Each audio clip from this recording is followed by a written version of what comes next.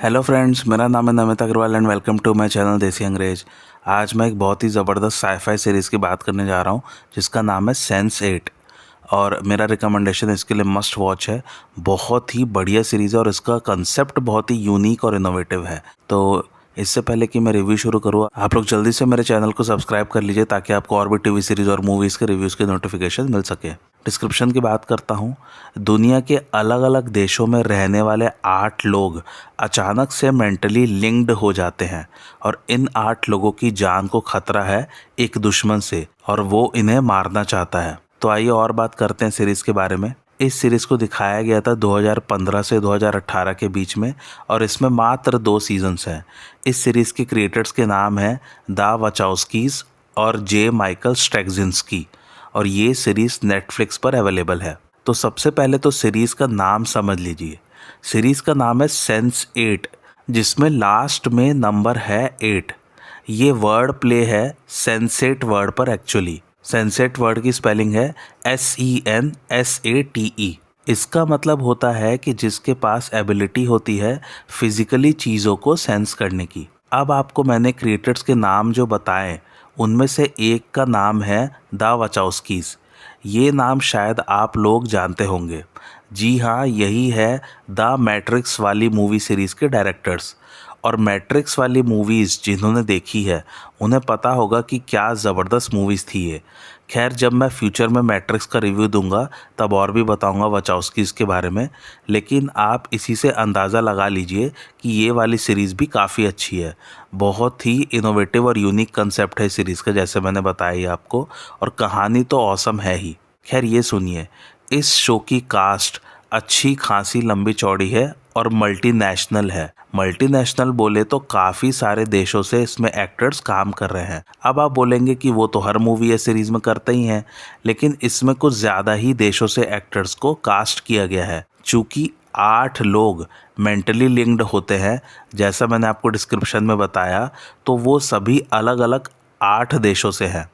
तो 8 एक्टर्स तो वैसे हुए। दूसरी बात, उन कैरेक्टर से जुड़े हुए और भी किरदार होंगे, इसलिए हर देश से लगभग 3 से 4 एक्टर्स तो इसमें हैं ही। अपने इंडिया से भी इसमें एक्टर्स हैं। इस सीरीज़ की शूटिंग बहुत सारी लोकेशंस पर की गई है और बहुत सारी बोले तो बहुत सारी, जैसे कि Mumbai, Berlin, Paris, Mexico, Chicago, London, Amsterdam, Italy और भी ढेर सारे शहर।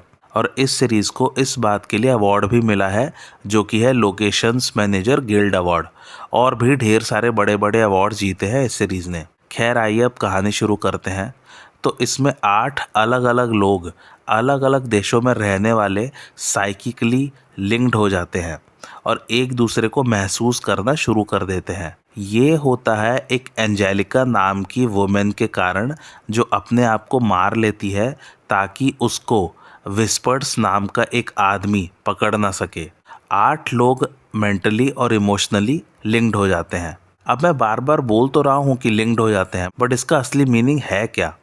तो एक्चुअली होता क्या है, एंजेलिका खुद एक सेंसेट है, यानी कि वो भी एक 8 लोगों के क्लस्टर का हिस्सा थी जिसमें सभी मेंटली कनेक्टेड थे। और जब भी कोई सेंसेट मरता है तो 8 और पैदा हो जाते हैं। यहाँ पैदा होना मतलब कि लिटरल पैदा होना नहीं है कि जैसे कोई माँ बच्चे को जन्म दे रही हो। यहाँ पैदा शब्द एक मेटाफर है। एक्चुअली में एक क्लस्टर जो कि 8 लोगों का होता है, ये जन्म से ही लिंक्ड रहते हैं। इस क्लस्टर में सभी की डेट ऑफ बर्थ सेम रहती है और जब ये लिटरली माँ की कोख से जन्म लेते हैं तो ये लोग अलग अलग जहाँ भी पैदा हो रहे होते हैं, एक साथ पहली सांस इन्होंने ली होती है। तो ये लोग काइंड ऑफ उसी वक्त लिंक हो जाते हैं, लेकिन इनका कनेक्शन एक्टिवेट नहीं होता है उस वक्त। लेकिन जब एंजेलिका मरी तब उसने उस लिंक को एक्टिवेट कर दिया और एक नया क्लस्टर 8 का पैदा हो गया, जिसको इसमें दिखाया गया है। तो जब ये 8 लोग लिंक हो जाते हैं तब ये एक दूसरे के विजन्स और थॉट्स को आपस में शेयर कर सकते हैं। मतलब कि एक सेंसेट दूसरे सेंसेट के आसपास की सभी चीज़ों को देख सकता है और सुन सकता है और यहाँ तक कि महसूस भी कर सकता है। थोड़ी सी वियर्ड सी सीरीज़ है ये। इसमें कभी कभी ऐसा लगता है कि सेंसेट एक दूसरे की बॉडीज़ को भी कंट्रोल कर सकते हैं। लेकिन ऐसा नहीं है, ये एक दूसरे से अपनी स्किल्स शेयर कर सकते हैं। जैसे ना पहले सभी 8 कैरेक्टर्स के नाम सुन लीजिए और वो लोग क्या क्या करते हैं वो भी सुन लीजिए, तब फिर आपको एक एग्जाम्पल देके समझाऊंगा। तो 8 कैरेक्टर्स के नाम हैं सेफियस, जो कि नैरोबी केन्या में रहता है और एक बस ड्राइवर है। दूसरी है सन बेक, जो कि सियोल शहर में रहती है साउथ कोरिया में, और ये एक बहुत बड़े इंडस्ट्रियलिस्ट की बेटी है और एक बहुत ज़बरदस्त किक बॉक्सिंग फाइटर है। तीसरी है नोमी, जो कि एक ट्रांस वोमेन है और ये अपनी गर्लफ्रेंड अमानिता के साथ सैन फ्रांसिस्को में रहती है। ये एक ट्रांस वोमेन एक्टिविस्ट और ब्लॉगर है। चौथी है कला दांडेकर, जो कि एक फार्मासिस्ट है और मुंबई में रहती है और जिसकी शादी होने वाली है। पांचवी है राइली, जो कि लंदन में रहती है और ये एक डीजे है। छठा है वुल्फ गैंग, जो कि बर्लिन जर्मनी में रहता है और ये एक मास्टर थीफ है जो किसी भी सेफ को क्रैक करने में एक्सपर्ट है। सातवां है लीटो, जो कि मेक्सिको शहर में रहता है और एक फेमस एक्टर है। आठवां है विल, जो कि शिकागो में रहता है और एक पुलिस ऑफिसर है। अब इन लोगों को मारने के लिए वही विस्पर्स नाम का आदमी इनके पीछे पड़ा है, जैसा मैंने डिस्क्रिप्शन में बताया। तो जब भी इन लोग किसी मुसीबत में फंसते हैं अपने अपने शहर में, तो ये लोग एक दूसरे की स्किल्स को यूज़ करके उससे बच जाते हैं। जैसे सिंपली अगर सेफियस का नैरोबी में कुछ गुंडों से पाला पड़ता है तो वो सन की मदद ले लेता है, जो कि कोरिया में है, और किक बॉक्सिंग करके गुंडों को मार भगाता है। अब आप सोच रहे होंगे कि सबके पास तो इसमें स्किल्स नहीं है। ऐसी बात नहीं है। जब आप सीरीज़ देखेंगे तो सबकी स्किल्स कहीं ना कहीं काम आती है, और स्किल्स के साथ साथ ये एक दूसरे से अपनी नॉलेज और लैंग्वेज भी शेयर कर सकते हैं।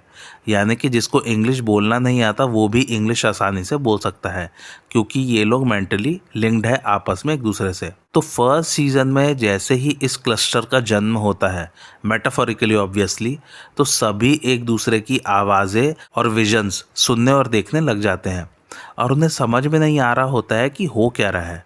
धीरे धीरे फिर ये लोग थोड़ा बहुत समझने लग जाते हैं और उसके बाद एपिसोड्स में ऐसा दिखाया गया है कि ये लोग अपनी रोज़मर्रा ज़िंदगी जी रहे हैं और एक दूसरे को समझने की कोशिश कर रहे हैं। इधर जोनस नाम का एक बंदा, जो कि खुद एक सेंसेट है, वो इन लोगों की मदद के लिए आता है। इसमें एक विलेन ऑर्गेनाइजेशन है जिसका नाम है biologic preservation organisation, short form में जिसे हम बीपीओ कह सकते हैं। इसी में विस्पर्स काम करता है और वो एक हाई रैंकिंग सेंसेट है जो कि इस क्लस्टर को मारने के पीछे पड़ा हुआ है। अच्छा, एक बात और, क्लस्टर्स आपस में एक दूसरे को सुन सकते हैं, समझ सकते हैं और उनके आसपास का सब कुछ देख भी सकते हैं। लेकिन अगर दूसरा सेंसेट इनसे कनेक्ट करना चाहे तो वो क्लस्टर में से किसी भी एक सेंसेट की आंखों में आंखें डाल के इनसे कम्युनिकेट कर सकता है। लेकिन फिर भी वो क्लस्टर के स्किल्स या विजन शेयर नहीं कर सकता, बस कम्युनिकेट कर सकता है।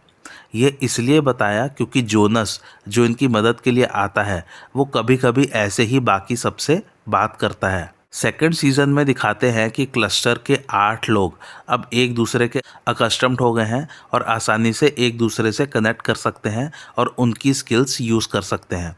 और ये लोग को सेंसेट्स कैसे वर्क करते हैं इसकी और जानकारी मिलती है और ये लोग रोज़मर्रा ज़िंदगी में एक दूसरे की हेल्प करते रहते हैं।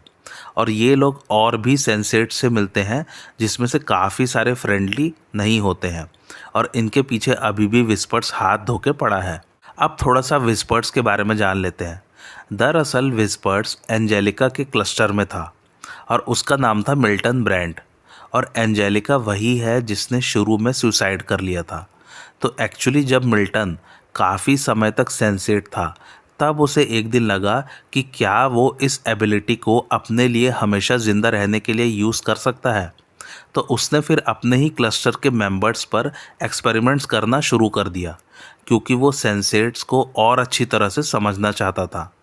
तो जब उसने अपने ही क्लस्टर के मेंबर्स पर भयानक और दर्दनाक एक्सपेरिमेंट्स करने शुरू किए तो एक के बाद एक उसने बाकी 7 मेंबर्स को मार डाला और सबसे लास्ट में एंजेलिका मरी थी और उसने सुसाइड कर लिया था।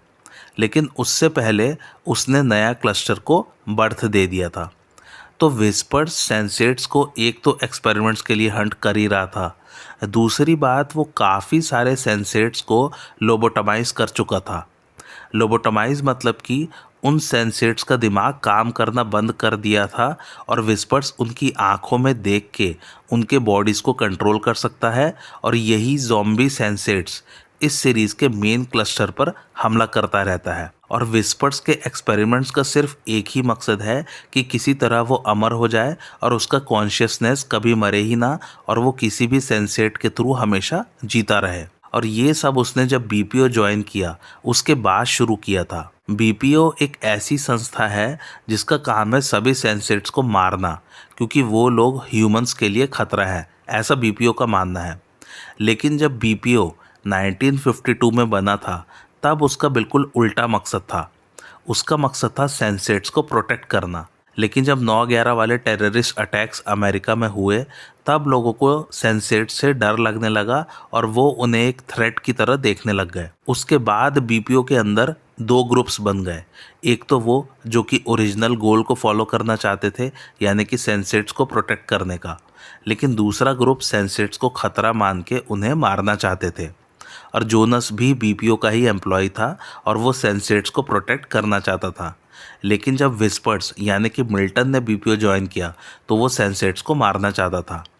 खैर अल्टीमेटली बड़ी वर्ल्ड पावर्स और मेजर गवर्नमेंट्स जो कि सेंसेट्स को खतरा मानती थी, उनके दबाव में बीपीओ सेंसेट्स को हंट करने लगा और उन्हें चॉइस देने लगा कि या तो वो लोग बीपीओ ज्वाइन कर सकते हैं ताकि वो और दूसरे सेंसेट्स को हंट करने में मदद कर सके और साथ ही उन्हें अपने क्लस्टर का भी पता बताना होगा, या फिर बीपीओ उन्हें मार देगा। इसके चलते काफ़ी सारे सेंसेट्स ने अपनी जान बचाने के लिए खुद ही बीपीओ में जाके अपने क्लस्टर्स के बारे में बता दिया और उन्हें मरवा दिया और काफ़ी लोग छुप छुप कर रहने लगे।